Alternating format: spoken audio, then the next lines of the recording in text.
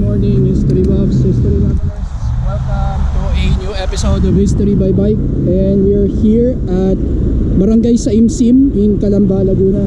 We're looking at Mount Makiling over there. That is Mount Makiling. But our objective right now is that we're going to try and look for a way how to get there.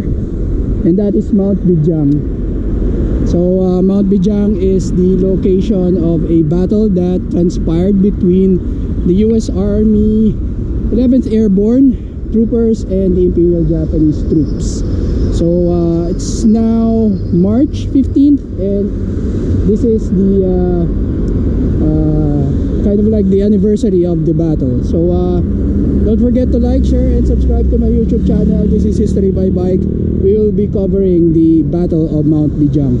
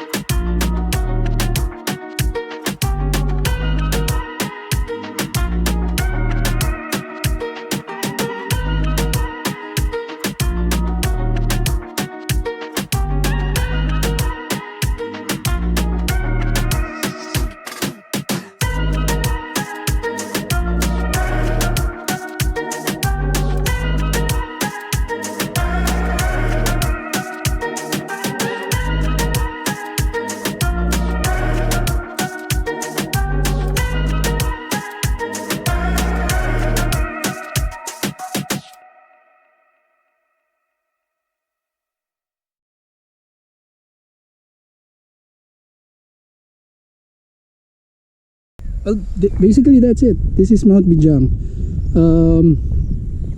The 11th Airborne troopers found themselves here in this place in Barangay, actually that side is Barangay Putinglupa, but we are in Saimsim right now, so they're just adjoining barangays anyways. So they targeted Mount Bijiang because this particular formation has a commanding view and is a perfect spot to launch artillery strikes to where the 11th Airborne troopers were situated, which is in Barangay Real. Barangay Real is over there to the north.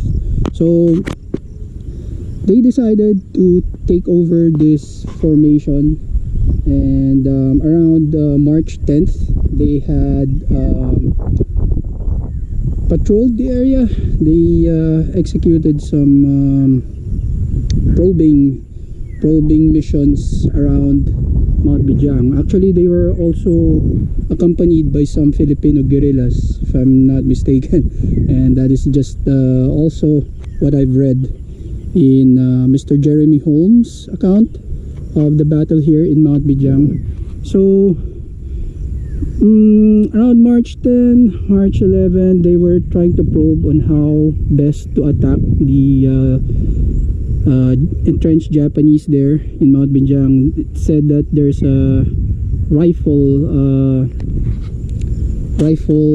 platoon, I think, that was entrenched there in Mount Bijiang, and they were to neutralize that position. They actually called in aerial strikes. They called in P-38 fighter bombers, so the P-38s can also carry bombs, and they had also called in artillery to strike at the top of Mount Bijiang. One comment there is that they blew the top of Mount Bijiang by calling in the artillery strikes. So they tried to approach that via the northern sector. I think this is the northern sector. One company from the 11th Airborne went there, and another company also tried to attack from the southern side of Mount Bijiang, but they found themselves being blocked by significant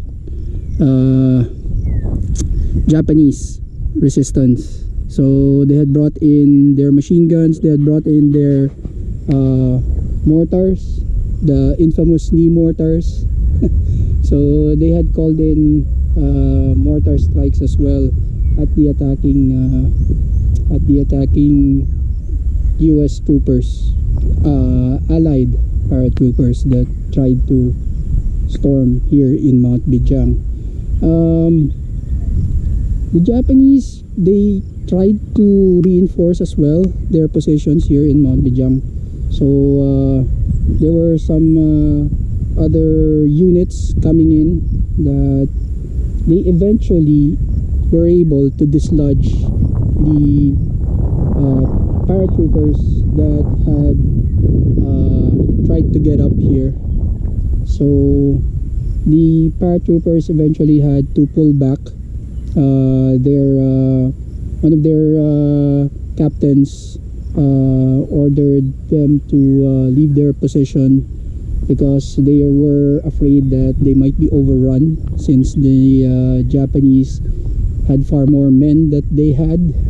So they had to pull back from Mount Bijiang.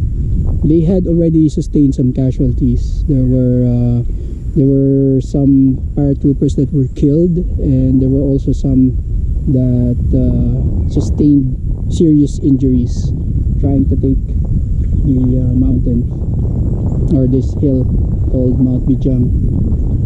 So right now, Mount Bijiang, as you can see, it's a residential area. I think half of it, at least half of it, is a residential area. If you can check out Google Maps, you can zoom in. You can see that this northern side is now inhabited. But just so you know, this is actually a World War II battle site, and that battle, or this battle for Mount Bijiang, had occurred 80 years ago already, so in March of 1945. So I think this will be the end of our episode now, here at the wonderful slopes of Mount Makiling. We are at the foothills of Mount Makiling. Makiling is that big mountain over there. So this will be the end of our episode for History by Bike. Thank you very much for watching, and don't forget to like, share, and subscribe to my YouTube channel. Bye.